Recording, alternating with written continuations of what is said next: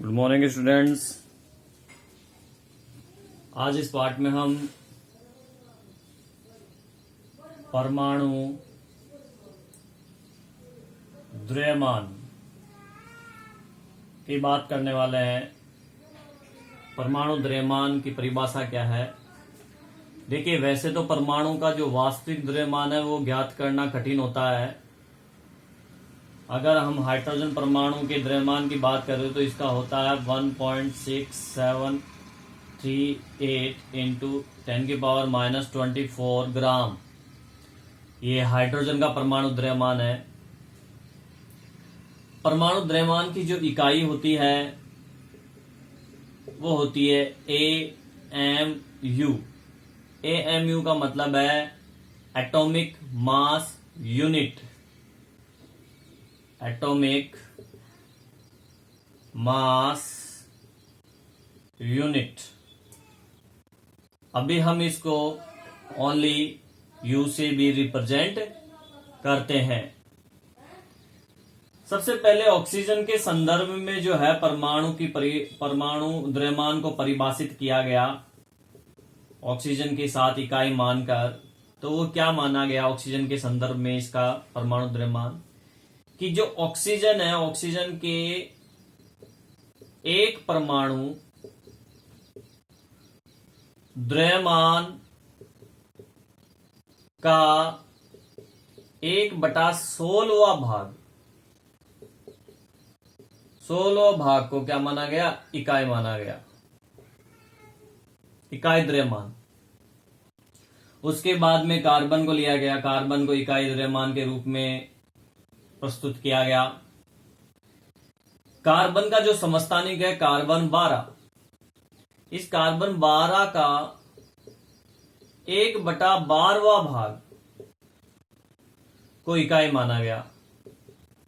Carbon का समस्थानिक carbon 12 के 1/12वें भाग को इकाई द्रव्यमान माना गया। यानी परिभाषा इस तरीके से हो जाएगी कि किसी तत्व का परमाणु कार्बन 12 के एक परमाणु के 1/12वां भार से कितना गुना भारी है। यानी कार्बन 12 का जो परमाणु है, कार्बन असमस्थानिक कार्बन 12 का 1/12वें भाग से कितना गुना भारी है, उसी को उस तत्व का क्या कहते हैं? परमाणु द्रव्यमान। अर्थात एक MU एटॉमिक मास यूनिट बराबर क्या हो जाएगा? 1/12 इंटू कार्बन 12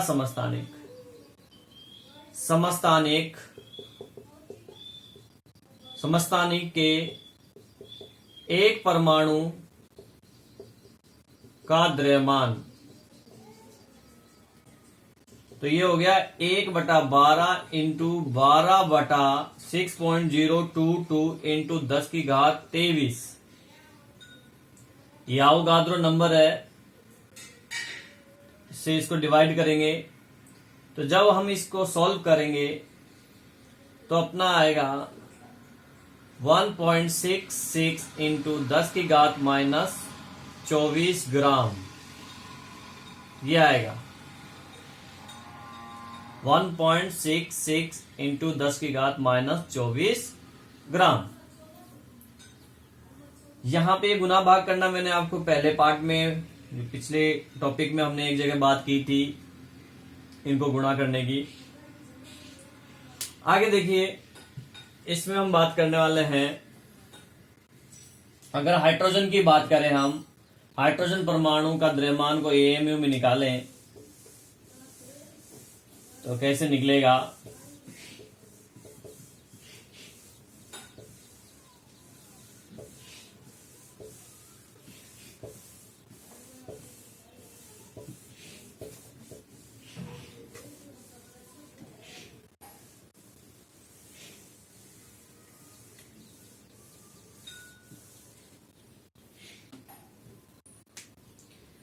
हाइड्रोजन परमाणु का जो AMU है उसको हम ग्राम में कैसे करें, देखिए 1 ग्राम परमाणु द्रव्यमान, 1 ग्राम हाइड्रोजन का परमाणु द्रव्यमान होता है 6.022 इंटू 10 की घात 23 हाइड्रोजन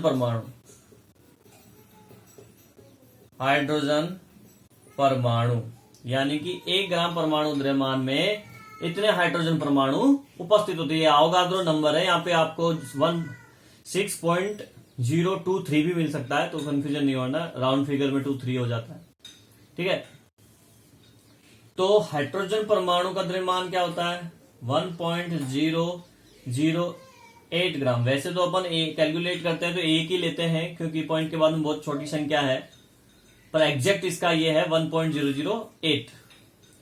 तो 1.008 ग्राम बराबर क्या हो जाएगा, किसके बराबर है, अवोगाद्रो नंबर के। 6.022 इंटू 10 की घात 23 परमाणु उपस्थित होते हैं, किसमें 1.008 ग्राम में। तो हाइड्रोजन के एक परमाणु का द्रव्यमान क्या हो जाएगा, परमाणु का द्रव्यमान बराबर 1.008 ग्राम अपॉन अवोगाद्रो नंबर 6.022 इंटू 10 की घात 23। इसको अवोगाद्रो नंबर से डिवाइड कर देंगे तो एक परमाणु का द्रव्यमान आ जाएगा, ठीक है। अवोगाद्रो परिकल्पना में इसके महत्व को बताया मैंने। तो अब इसको सॉल्व करें अपन, तो इसको सॉल्व करेंगे, इसका इसमें भाग लगाएंगे तो आएगा 1.66 इंटू 10 की घात -24 ग्राम। तो हाइड्रोजन का एक परमाणु का परमाणु द्रव्यमान हो गया ग्राम में ये 1.66 इंटू 10 की घात -24 ग्राम। इसी टाइप से अगर अपन ऑक्सीजन की बात करें, ऑक्सीजन परमाणु का AMU में बात करें तो देखिए 16 ग्राम ऑक्सीजन, जो 16 ग्राम परमाणु द्रव्यमान है, परमाणु द्रव्यमान उसमें कितना है अवोगाद्रो परमाणु 6.022 इंटू 10 की घात 23 परमाणु है, किसके, ऑक्सीजन के, ठीक है। तो 16 ग्राम में कितने परमाणु है 6.023 इंटू 10 की घात 23। 3 ले लो या 2 ले लो, कोई फर्क नहीं पड़ता है, ठीक है। उससे 23 परमाणु है, ये परमाणुओं की संख्या है 16 ग्राम में, किसके, ऑक्सीजन के परमाणु है। तो ऑक्सीजन का एक परमाणु का द्रव्यमान क्या हो जाएगा, परमाणु का द्रव्यमान बराबर 16 ग्राम बटे अवोगाद्रो नंबर 6.022 इंटू 10 की घात 23। इसको इसमें भाग लगाएंगे तो क्या आ जाएगा आपका, आ जाएगा 2.66 इंटू 10 की घात -23 ग्राम।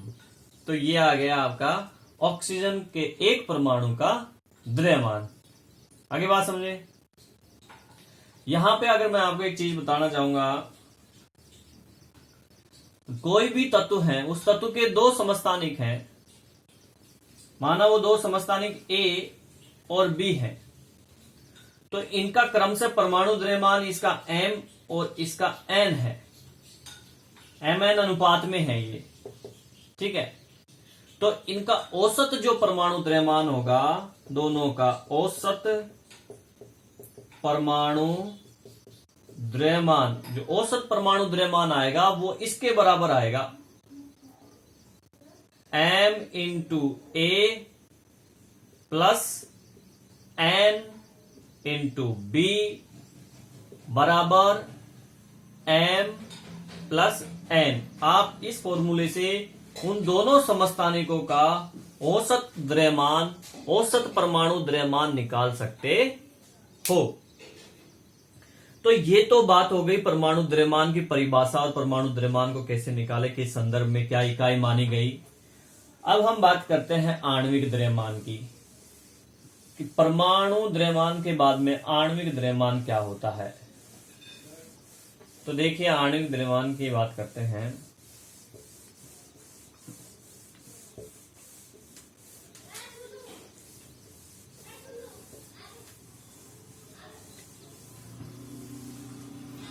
आणविक द्रव्यमान देखिए, आणविक द्रव्यमान, इसको भी कार्बन परमाणु का जो कार्बन समस्थानिक गैस C12 के 12वें भाग से इकाई मानकर बताया गया कि किसी पदार्थ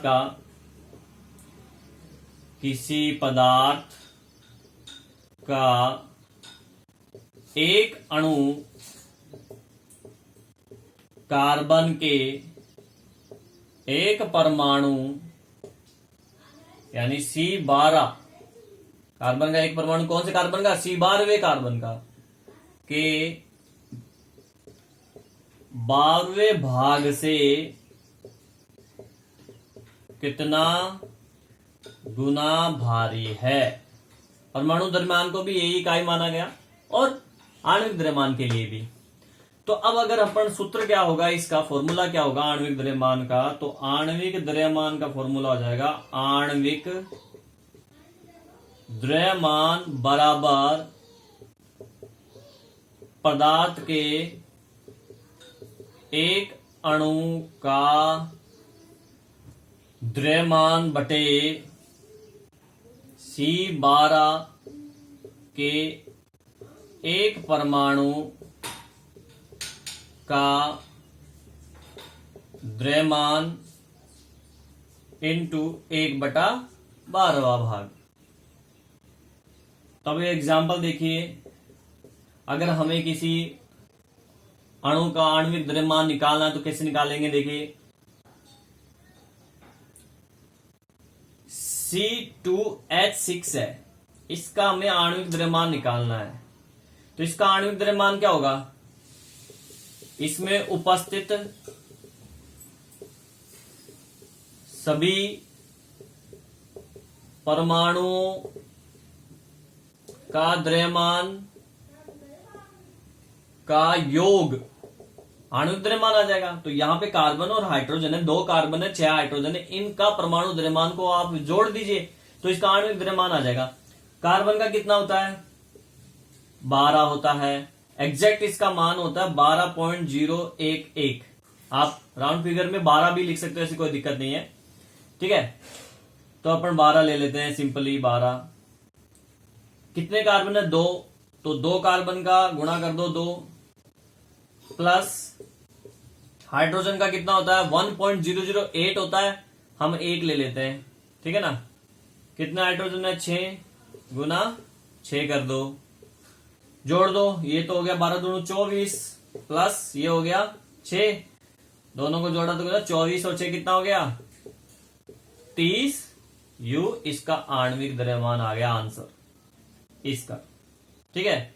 इसी टाइप से अपन देखो इसका निकाला था अपन ने CO2 का, कार्बन 12 प्लस ऑक्सीजन 16 और 2 से गुणा कर दो, 16 दूनी 32, 12 प्लस 32 कितना हुआ 44 U। तो इसका हो गया 44 U CO2 का आणविक द्रव्यमान हो गया, ठीक है।